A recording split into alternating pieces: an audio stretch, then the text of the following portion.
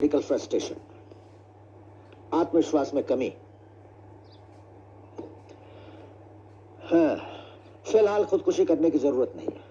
तुम्हारे जवाबों से ऐसा मालूम होता है कि तुम जिंदगी की लड़ाई हारे हुए हो। सबक पहला, हाथ ऐसे मरियल होकर नहीं बल्कि सख्ती के साथ अकड़ कर मिलाना चाहिए। कैसे? राइट।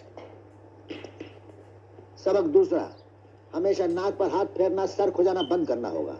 हमेशा आंखों में आंखें डालकर सर उठाकर बात किया करो। क्या समझे? अपने से रुतबे में बड़ों को कभी रुपया नहीं पेश करना चाहिए बल्कि उनसे लेना चाहिए। जी, ये मैं तुम्हें बाद में समझाऊंगा। Am I right, major? ये मानव समाज दो हिस्सों में बट गया है। मालूम है बंटवारा क्या है? जी हाँ। मेरा इशारा किसी दूसरे बंटवारे से है, दूसरे संबंध से। The other dichotomy। ये बंटवारा जिंदगी में बहुत अहमियत रखता है। ये बंटवारा है जीतने वालों का और हारने वालों का, ऊपर वालों का और नीचे वालों का। अगर तुम ऊपर के दल में नहीं हो तो नीचे हो। जिंदगी की क्रिकेट में ड्रॉ नहीं होता, या तो जीत होती है या हार, और जीत उसी की होती है जो ऊपर है, और ऊपर वही है जो नीचे नहीं है। समझे? जी। खाक समझे? मैं खुद नहीं समझा मैंने क्या कहा। सच को समझे कि नहीं? सबक पांचवा, जब कोई बात न समझो तो कह दो कि नहीं समझे। समझे? आओ। कि नीचे तले पर दुनिया भर की भीड़ होती है लेकिन ऊपर हमेशा जगह खाली रहती है। राइट। समझे? मैं समझाता हूं। मान लो यह है जिंदगी, और जिंदगी में इंसान को यहां होना चाहिए, लेकिन आमतौर से इंसान यहां ना होकर यहां होता है। तुम्हारे भी और उनको ऐसी ही हालत है, लेकिन तुम्हें ऊपर आना है। क्या करोगे? आ गए ना ऊपर? इसी तरह तुम्हें भी अपनी जिंदगी में एक जबरदस्त घुमाव देना है, एक जबरदस्त मोड़, ताकि तुम अपने प्रतिद्वंदियों, अपने दुश्मनों से एक बाजी ऊपर रहो। अब पूछो ये दुश्मन कौन है? कौन है? तुम्हारे अलावा हर कोई तुम्हारा दुश्मन है। इसलिए तुम्हारी जिंदगी का मकसद यह होना चाहिए कि जहां भी हो, जैसे भी हो, आसपास के लोगों से तुम्हारा पलड़ा भारी रहे। पूछो कैसे? कैसे? यह एक आर्ट है, एक कला है जो मैं तुम्हें सिखाऊंगा। मेरे 65 बरस के तजुर्बे का निचोड़।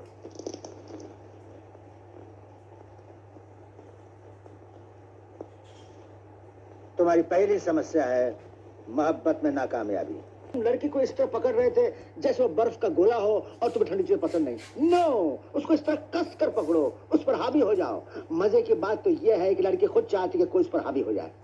मैं तुम्हें दिखाता हूं। कम बेबी, आज हम दोनों यहां से कहीं भाग जाएंगे, दूर, बहुत दूर। नहीं। हाँ। नहीं नहीं। हाँ हाँ। नहीं नहीं, मैं घर छोड़कर नहीं जा सकती। तो फिर मैं घर छोड़कर चला जाता हूँ। मुझे छोड़ के मत जाना, मैं तुम्हारे बिना मर जाऊंगी।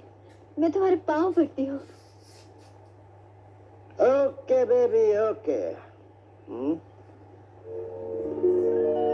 अब 8वां सबक शुरू करता हूँ, गौर से सुनो। लड़की तुमसे दिलचस्पी ले रही है या नहीं, यह मालूम करना भी एक कला है।